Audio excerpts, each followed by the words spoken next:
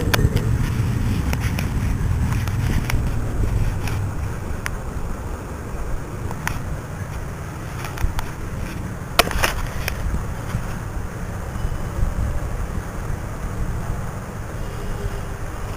بالله من الشيطان الرجيم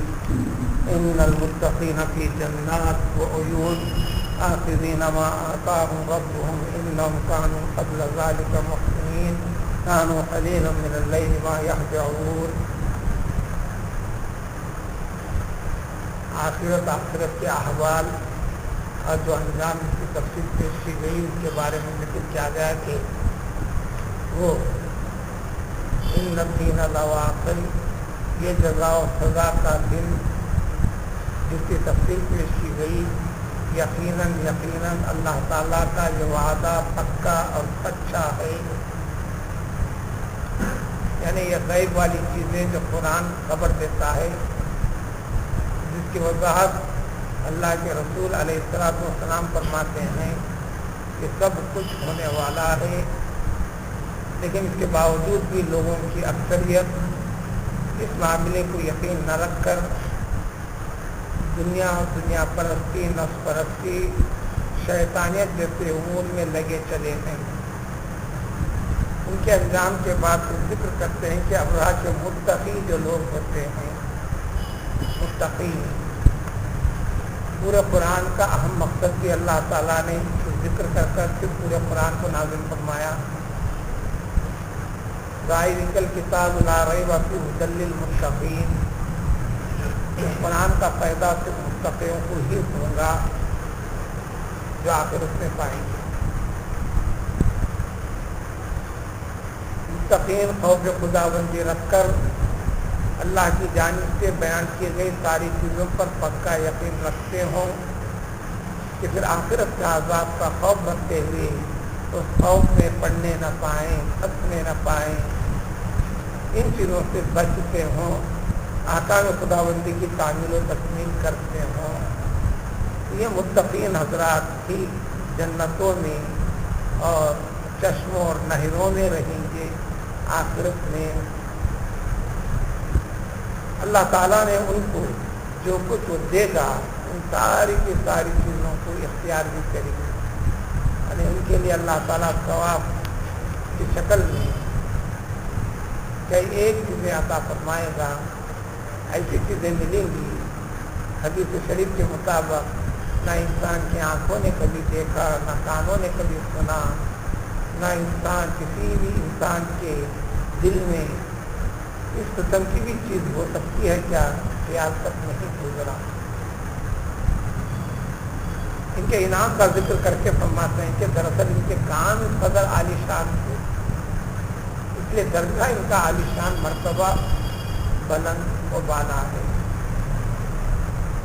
اس لیے کہ یہ لوگ اس سے پہلے یعنی دنیا کی زندگی میں آخرت سے پہلے جنت میں داخل ہونے سے پہلے جس جنت کا اس کی نعمتوں کا ذکر کیا گیا تھا یقین رکھ کر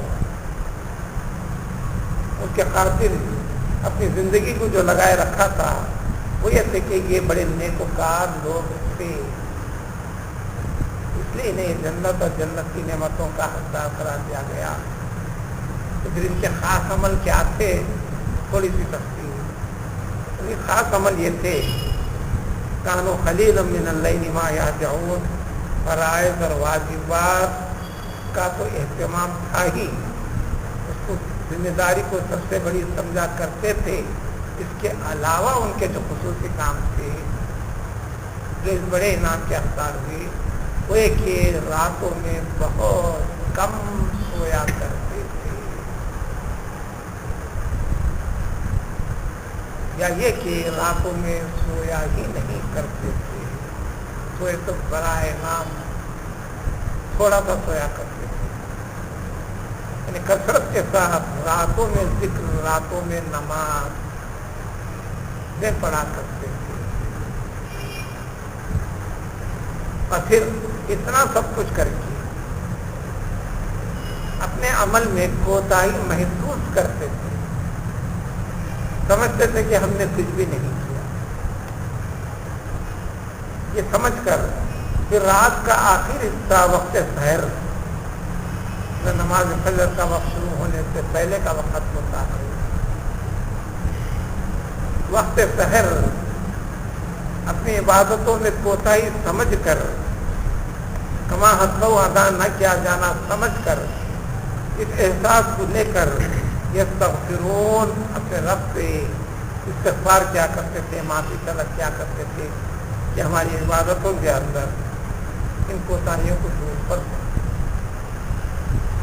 نیز یستغفرون کے معنی یہ بھی ہے وقت سحر بھی نماز پڑھا کرتے، رات میں بڑا بہت کم سویا کرتے تھے، گویا رات کا اکثر حصہ عبادت میں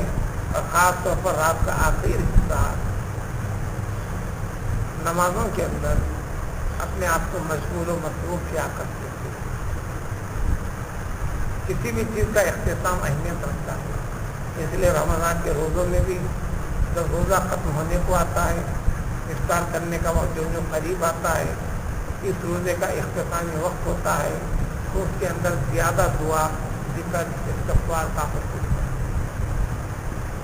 تو اسی لیے انسان کی زندگی جو آگے بڑھتی ہے، ذکر و شغل استغفار میں اپنی زندگی کے لمحات کو بڑھا دینا۔ یہ رہا عبادات کے اندر اللہ کے حقوق کے ادا کیے جانے والے معاملات میں ان کی فکر، ان کی عادت یہ رہا کرتی تھی، لیکن معاملات میں، مالیات میں اور فی اموالہم جو کچھ بھی ان کے پاس ہوتا، مال کی قسم کی چیزیں ہے، وہ ان کے مالک ہے، مال ان کے پاس دیا ان کو اللہ تعالیٰ نے، لیکن مال اپنے پاس رکھ کر یہ خیال رکھتے تھے وہ لوگ کہ اس مال کے اندر حق ہے، آ کر سوال کرنے والے، مانگنے والے کا بھی حق ہے، ان لوگوں کا بھی حق ہے جو کبھی سوال نہیں کرتا، مانگتا نہیں، اپنی ضروریات اور مجبور و محتاجوں کا ذکر کرتا نہیں، لیکن اس کا اندازہ لگا کر کہ یہ حقدار ہے، مستحق ہے، ان کو بھی دیا کرتے۔ جو بھی مال آتا اس کے اندر دو حق لازماً اس کے اندر سمجھتے تھے کہ وہ یہ عبادت اور اللہ تعالیٰ کے پاس قبول کیے جانے والے عمل میں سب سے بڑے عمل اور آخرت میں عطا کیے جانے والے بڑے درجات کا سبب بتلایا۔ ظاہری طور پر مال میں سے جب دیتا ہے تو کم ہوتا ہوا انسان کو احساس ہوتا ہے، یہ احساس شیطانی وسوسہ ہوتا ہے۔ دراصل اللہ تعالیٰ اس مال کو عطا کرتے ہیں، یہ کرتے ہیں، اور اس مال کے اندر جتنا یہ ذکر ہے یہ زکوٰۃ سے ہٹ کر ہے، جس کے لیے وقت نہیں اور جس کے لیے کوئی حد مقرر نہیں۔ زکوٰۃ کے لفظ معنی خود ہے مال کو بڑھانا، لیکن ظاہری شکل میں 100 روپے میں سے 2.5 روپے نکالنا تو 100 میں سے 2.5 روپے کم کر دینا ہے، اب 97 روپے 50 پیسے بچ گئے۔ ظاہر طور پر دکھنے کو مال کم ہوا، تو قدرت بتاتی کہ دراصل کا مال 100 سے آگے بڑھا۔ جب بڑا وہ کہتے ہیں تو اللہ کے اعلان پر یقین رکھتا ہے تو قدرت بڑھاتی ہے، پھر عطا کر کے دیتے جاؤ تو گویا دینا دراصل لینا، دینا تھوڑا ہے، لینا زیادہ ہے۔ اسی لیے اہل اللہ کو تاکید کرتے ہیں، اپنے خاص ہلکے تربیت والوں کو جو تربیت پانا چاہتا ہے، جب بھی جس وقت بھی چاہے تیرے پاس مال تھوڑا ہے زیادہ ہے، تیرے اپنے ارادے سے فوراً پہلے اس میں سے کچھ نکال دے، پھر اس کے بعد اپنا حق اور یہ اور نیکی کے اندر بڑا درجہ رکھنے والوں کا تذکرہ ہے، یہی تذکرہ خرید فروخت انہی صفات کے ساتھ اگلے 29 پارے میں سورہ معارج کے اندر بھی بڑی تفصیل کے ساتھ ذکر آئے گا، اور ان کے اور مزید اوصاف کا تذکرہ مزید وہاں پر آئے گا۔ نیز اس کے علاوہ وفی الارض آیات للموقنین، اللہ تعالیٰ ذکر فرماتے کہ اس طرح جس زمین کے اوپر انسان رہتا ہے اس پر یقین رکھو تو قدرت کی نشانیاں جو انسان کو اپنے رب کی طرف مائل کرتی ہیں اور اپنی زندگی میں اللہ تعالیٰ کی اطاعت و فرمانبرداری کا یقین بڑھاتی ہیں، کہ ایک چیزیں ہیں، شرط ہے کہ اس پر یقین رکھے، اس کے علاوہ خود اپنے آپ پر ہر انسان انفرادی طور پر اپنے وجود پر اپنے حالات کے تغیر و تبدیلی پر اپنے پیدا ہونے سے لے کر اس مرحلے پر جس وقت موجود ہے وہاں تک کی زندگی پر ان چیزوں میں بھی غور کرے بھی کیوں نشانیاں ہیں حالات و ضرور کیوں غور نہیں کرتے تو عقل سے دل سے دماغ سے اس پر غور کرو تو سمجھ میں آئے گا. اسی طرح آسمان میں تمہارے رب نے تمہارے لیے رزق کر دیا یعنی بارش آسمان سے برسے جانے والی بارش دنیا کی ساری چیزیں جو انسان کے لیے رزق بنتی ہیں اس کے لیے سب سے اہم اور سبب ہے آسمان سے برسنے والا پانی. اگر وہ ایک چیز کو ہٹا دو تو رزق کی ساری چیزیں انسان کے لیے جو ضروری ہے جس کے پر اس کی زندگی کا دار و مدار ہے سب ختم ہو جائے. تو اس طرح جو کچھ بھی ہے تو اللہ تعالیٰ نے عطا فرمایا بس اس کو سمجھنا ہے. تو سمجھ کا اظہار اپنے عمل کے ذریعے سے کرنا یہ اللہ والے کیا کرتے تھے. اور رب السمائی لہٰذا آسمان اور رب کا جو مالک ہے اس کی قسم طاقت میں بتاتے ہیں یقیناً یہ ساری کی ساری چیزیں حق ہیں. جو کچھ بھی تم کہتے ہو ساری کی ساری چیزیں تمہارے رب کے پاس محفوظ ہیں. ہر چیز کا حساب و کتاب ہوگا یعنی تمہاری نیکی ضائع نہیں جائے گی. نیکی کے ارادے سے جس قدر آگے بڑھو گے تو سب کچھ ملے گا. امام حسن بصری رحمۃ اللہ علیہ فرماتے ہیں کہ قرآن نے جنت کے بڑے بڑے انعامات کا حقدار کی جو تفصیل قرآن میں پیش کرتا ہے قرآن ان چیزوں کو دیکھ کر ہم اپنے عمل کا جب موازنہ کرتے ہیں. حسن بصری خاص شخصیت ہے جو تابعی ہیں بڑے نہیں تھے بالغ نہیں تھے اس لیے صحابی نہیں کہلائے چھوٹے بچے تھے. حضرت ام سلمہ رضی اللہ تعالیٰ عنہ ام المؤمنین کے گھر میں رہے پلے. ان کی ماں باندھی تھیں. حضرت ام سلمہ رضی اللہ تعالیٰ عنہا کی ایک مرحلے میں ان کی ماں اپنی مالکن ام سلمہ رضی اللہ تعالیٰ عنہ سے کچھ کام کے لیے باہر گئی. یہ شیرخوار بچہ زیادہ ہی رونے لگا بھوک کا اظہار کرنے لگا تو حضرت سلمہ رضی اللہ تعالیٰ عنہ نے اپنا دودھ پلا دیا. تو گویا ام المؤمنین رضی اللہ تعالیٰ عنہ کا دودھ پیا. حضور اکرم صلی اللہ علیہ وسلم ایک مرتبہ پانی پی کر کے عالم بچا ہوا رکھے تھے. کچھ دیر سے پینے کے ارادے سے یہ بچہ دیکھتے ہوئے جا کر وہ پانی بھی گلاس کا اٹھا کر پی لیا. ان کی زندگی کے خیر و برکتوں کا تذکرہ یہ بڑے محدث ہیں اور بڑے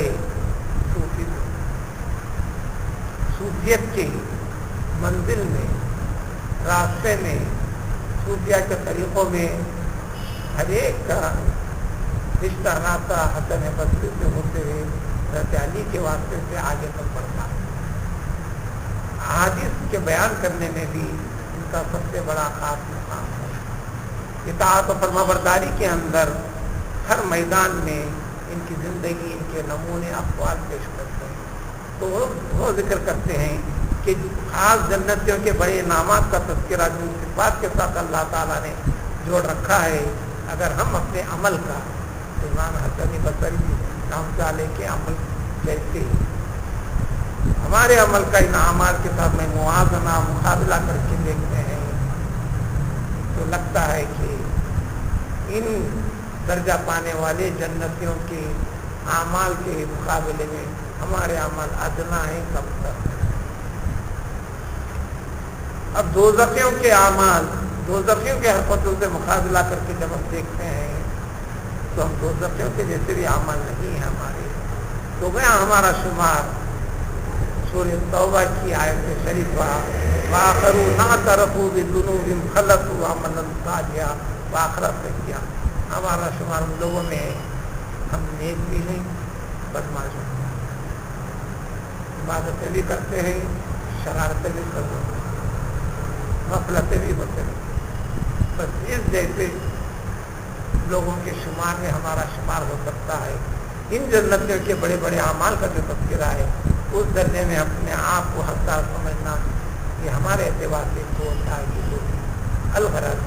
سب سے زیادہ اہمیت اور ترتیب یاد کے فرائض کا اہتمام کرنا، اس کے ساتھ ساتھ انسان کو نوافل وغیرہ پڑھنا، رات میں نمازیں پڑھنا، رات میں عشاء کے بعد فجر سے پہلے کے وقت میں نمازیں اپنی حیثیت سے ان کی مقدار کچھ بھی نہیں کرنا، بعضوں نے رات کو تو مغرب عشاء کے درمیان میں بھی نمازوں کا تذکرہ کر دیا ہے۔ الغرض رات کی نمازیں اور خاص طور پر نماز فجر کی اذان سے آدھا ایک گھنٹہ پہلے اٹھ جانا اس کی خاص تاکید قرآن بار بار کرتا ہے، کیونکہ رات ختم ہونے کا وقت، فجر کے شروع ہونے کا وقت، اس وقت میں اٹھ جا کر کم سے کم کچھ نماز اور استغفار کرنا، یہ خاص مقام اور مرتبہ انسان کو دلاتے